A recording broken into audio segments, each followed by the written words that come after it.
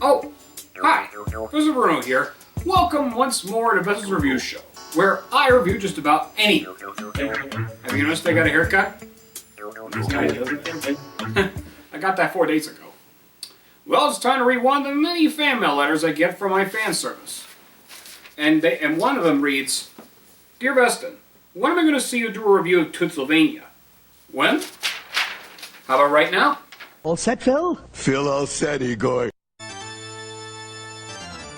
Now some of you might be thinking, what's Toonsylvania? I never heard of it. I never watched it. How come I haven't seen it? Was I not up for it? Well boy, have you come to the right place. I'm here to talk about this program. Toonsylvania was a DreamWorks cartoon that aired on Fox Kids for 2 years, 1998 to 1999. You know, I'll let you in on a little secret. When I was 3, the only evidence I heard about this show was on my Alvin and the Chipmunks Meet Frankenstein tape. But for some odd reason, I wasn't interested in it. I didn't ask my mom and dad for it, or I was not focused on the program. I was just more focused on the movie that was coming out after the previews. But the one thing that did grab my attention was Steven Spielberg. The show itself was produced by Steven Spielberg, because Spielberg himself was no stranger to producing cartoons. I'd say he's done a lot of that over the 1990s. Among some of his great works include Pinky and the Brain, Freakazoid, Tiny Toon Adventures, and more famously, Animaniacs. Now, this show tries to catch a darker tone on the Animaniacs formula, but it doesn't have quite a range of characters like Animaniacs did. So get ready for the most frightening, okay, maybe not so frightening fun of all. Steven Spielberg presents Toonsylvania. So have a spooky, kooky, and definitely goofy good time. This is Toonsylvania. As you may have guessed, all the episodes focused on a half-witted Igor voiced by Wayne Knight, who already made a name for himself as Newman on Seinfeld, Steven Spielberg's Jurassic Park, Dirty Dancing, Space Jam starring Michael Jordan and the Looney Tunes, and Al from Toy Story 2 of Al's Toy Barn. I gotta have a doily doll! If I don't, a very large monster with the brain of a 2-year-old is gonna grab me by the head and... Other characters included the Phil, a dim-witted Frankenstein monster voiced by Brad Garrett of Everybody Loves Raymond. But even Phil knows that you can get rid of werewolf by shooting with silver bullet. Hey, Ixnay on the gun talk. There's kids watching. Phil, sorry. And last but not least, Dr. Frankenstein, voiced by David Warner. My, that napkin recovery was a lengthy process. Their stories always centered around the Igor trying to prove he's just as good of a genius as the Doctor, but always leads to comedic failure. All right, that's enough excitement for one night. Back to bed. There were other characters that included Melissa Screech, a very weird little girl. She often appears in stories Igor would tell Phil whenever he does something kind of awkward. These stories were all narrated in rhyme, as they centered around what would happen if you don't ever avoid some of these habits, because they will always lead to dire consequences. To get a rise from people proves a girl has lots of pluck. But then she found in horror that her ugly face was stuck. Yucko! That doesn't even sound like a female voice at all. It sounds like that a boy is voicing him. I mean, her. Who did her voice again? Nancy Cartwright? That doesn't sound anything like Nancy Cartwright! But I digress. In fact, there was one story where Melissa continues to making these weird-looking faces, and eventually gets stuck with one. Like a zombie not quite dead. And it gets so stuck like that even though they tried everything they could to fix it, but to no avail. I wonder if this episode was the inspiration for the SpongeBob episode Face Freeze a few decades later. I don't know. And finally, we have an atypical family of lovable corpses. The Deadmans. Finally got that hamster out of the VCR. The animation itself looks like it's trying to imitate The Simpsons, but it was mashed in between Cow and Chicken and Ed and Eddie if you combine them together.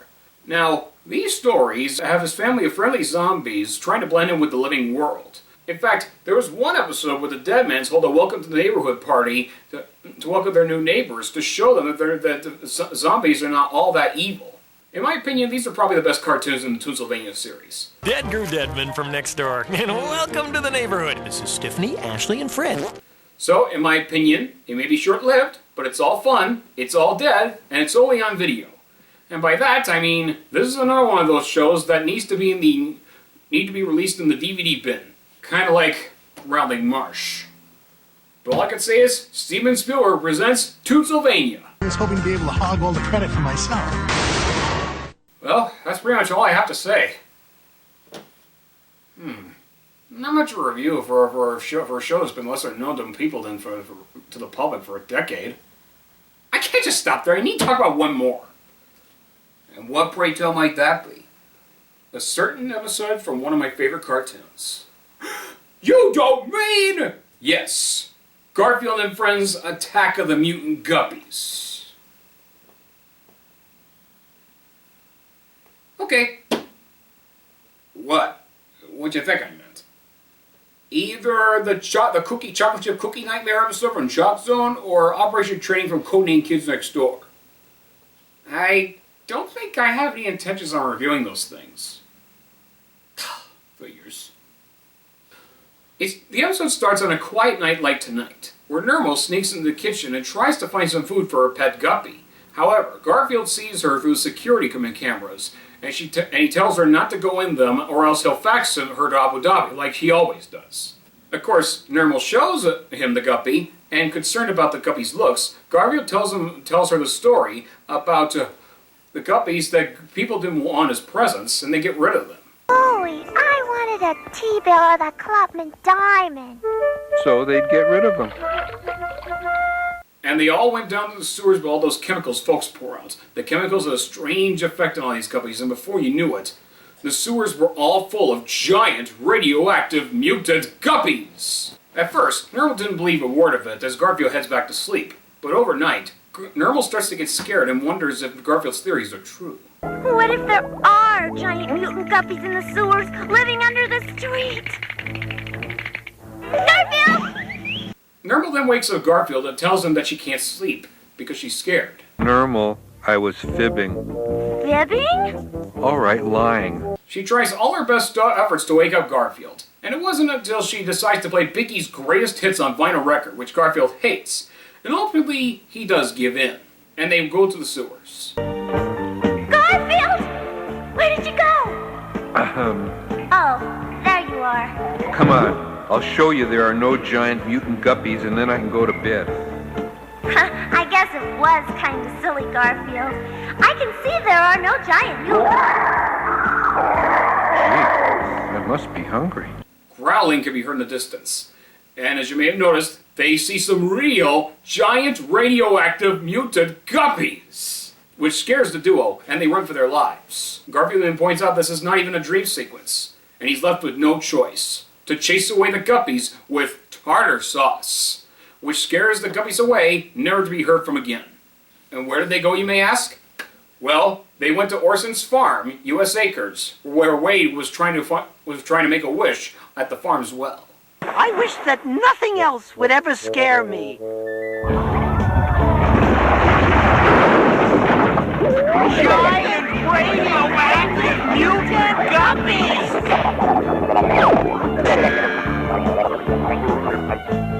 Come on, guys. Let's go see if we can get a guest shot on the Muppet Babies. What do you say?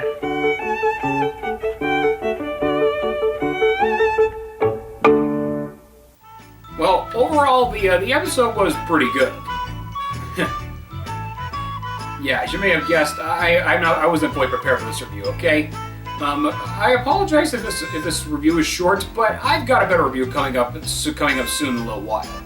Because be sure to tune in, because I want you guys to tune in next time when I present my review of Gadget Boy, Double, Double, Toil and Double. And until next time, as always, stay sharp, stay smart, and always look at things that I recommend. Auf Wiedersehen, sayonara, hasta luego, see you later. I'm gonna watch The Office.